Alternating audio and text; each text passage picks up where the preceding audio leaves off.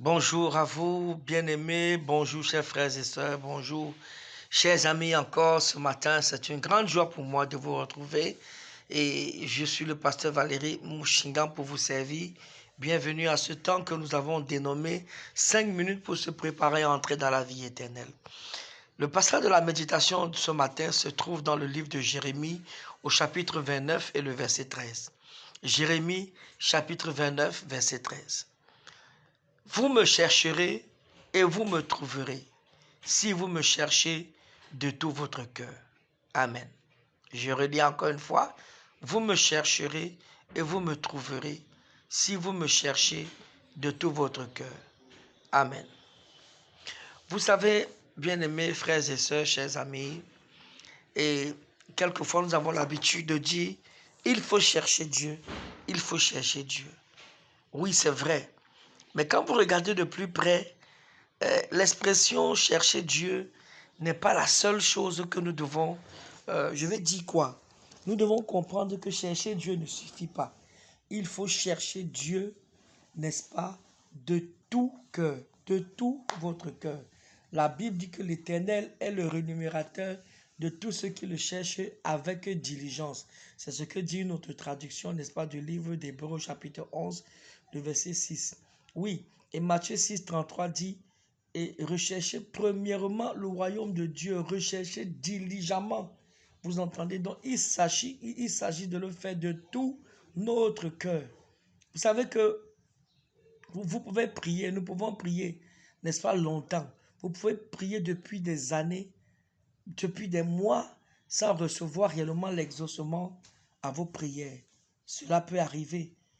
Et l'une des raisons à cela peut être que votre cœur n'est pas entièrement engagé. Ça peut ne pas être un péché réellement comme ça visible, mais c'est le cœur engagé vraiment à chercher le Seigneur. Uniquement notre cœur, parce que nous aimons Dieu, pas pour démontrer quelque chose, pas pour démontrer à quelqu'un quoi que ce soit. Nous n'essayons pas de chercher la puissance parce que, bon voilà, on a vu que tel fait les miracles, tel fait les miracles. Et nous aussi, on recherche la puissance parce qu'on veut faire la même chose à cause de quelqu'un. Ça, c'est une très mauvaise motivation. Est-ce que vous entendez? Quand vous regardez Anne qui était stérile, la maman de Samuel, Anne était stérile pendant des années, elle allait devant Dieu, mais elle n'a eu aucun résultat. Pourquoi? Parce qu'en fait, elle cherchait à prouver à sa rivale, n'est-ce pas, qu'elle aussi, elle peut faire des enfants. Mais regardez le jour où Anne s'est engagée entièrement avec son cœur. La Bible dit qu'elle est retournée avec joie. Vous entendez? Si vous regardez 1 Samuel chapitre 1, n'est-ce pas, vous allez comprendre et jusqu'au verset 20 là-bas. Donc, c'est important de comprendre que toi qui m'écoutes ce matin, tu peux repositionner, n'est-ce pas, également ton cœur.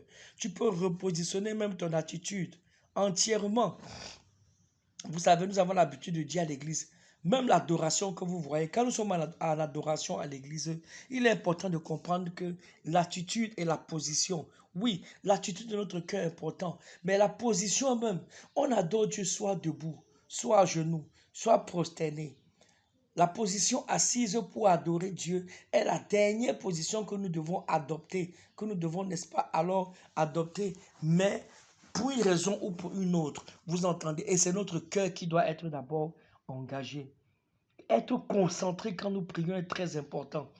Récemment encore, n'est-ce pas, le Seigneur me reprochait le fait que, vous savez, c'est vrai qu'il y a des moments où vous pouvez être tenté de prier en marchant, je ne sais pas moi, dans la voiture, en lavant les assiettes, en balayant le sol et tout. Non, oui, c'est bien vrai. Vous êtes dans votre voiture et tout. Mais quand vous avez décidé d'avoir un moment d'intimité avec le Seigneur, c'est important de mettre tout de côté.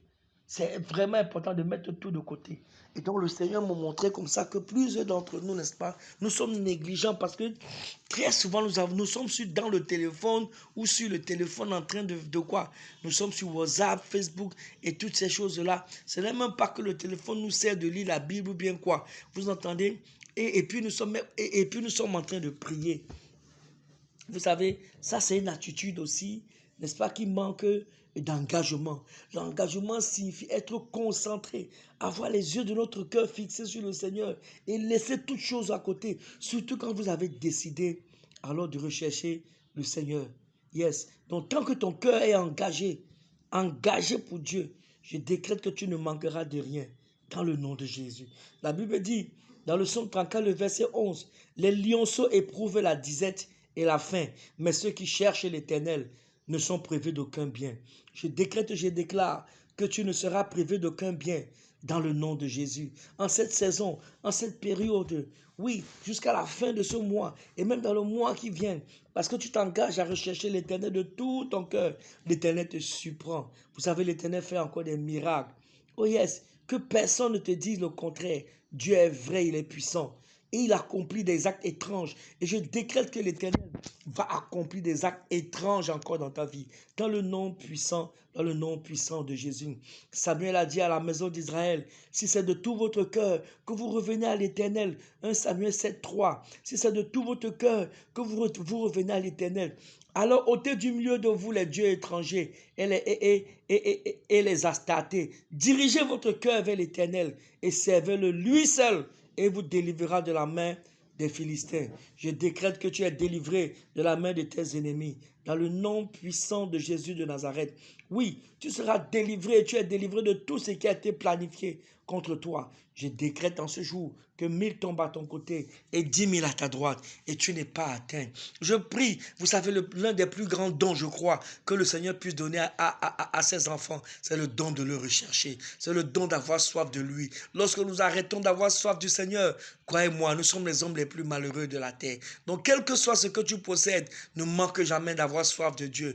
Ne manque jamais toujours de prendre des moments à part pour le rechercher. Ça peut être 24 heures à part, 48 heures, une semaine, pourquoi pas 14 jours, selon, n'est-ce pas, ton temps et ta disponibilité pour rechercher profondément le Seigneur. Et le Seigneur se révélera à toi. Je prie que cette journée soit bénie, ou que tu ailles, que la bonne main du Seigneur repose sur toi, dans le puissant nom de Jésus.